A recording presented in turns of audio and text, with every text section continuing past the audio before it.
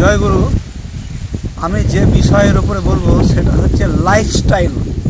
আপনারা অনেকে শুনে থাকবেন লাইফস্টাইল কথাটা, এটা ঠাকুরের পরিভাষায় বলা হচ্ছে জীবনশৈলী। এই জীবনশৈলীটা কি না, মানুষ কিন্তু তার এক একটা লাইফস্টাইলে চলে। কিরকম লাইফস্টাইল?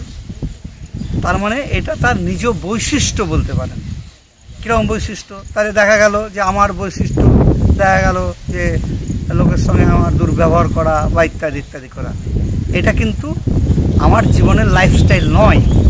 পরম পুরুষ শ্রী শ্রী ঠাকুর অনুকূলচন্দ্র যুগপুরুষোত্তম শ্রী ঠাকুর অনুকূলচন্দ্রকে ধরলে আপনার লাইফস্টাইল অর্থাৎ আবার আপনার যে জীবনশৈলীটা এটা কিন্তু পরিবর্তিত হবে, এবং সেই পরিবর্তন আপনার জীবনকে, আপনার ব্যক্তিগত জীবন, দাম্পত্য জীবন, পারিবারিক জীবন, সমাজ জীবন এবং রাষ্ট্রীয় জীবনকে আপনার এক্সপেরিমেন্ট এবং ইমপ্লিমেন্ট করতে পারবে।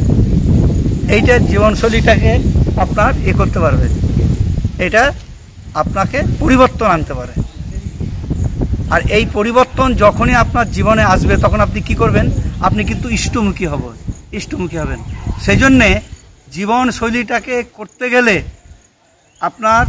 আপনাকে দীক্ষা নিতে হবে, শ্রী শ্রী ঠাকুর অনুকূলচন্দ্রের দীক্ষা নিতে হবে এবং সদ্গুরুর দীক্ষা নিয়ে আপনার জীবন চলনাটাকে ঠিকমতো চলতে হবে। আপনি ঠিকমতো যজন যাজন ইষ্টভীতি সস্তানি সদাচার পালন করার মাধ্যম দিয়ে আপনার জীবনটা কিন্তু আপনার অতিবাহিত হবে এবং আপনি জীবনে উন্নতি লাভ করতে পারবেন। এইটাই হচ্ছে আমার বক্তব্য।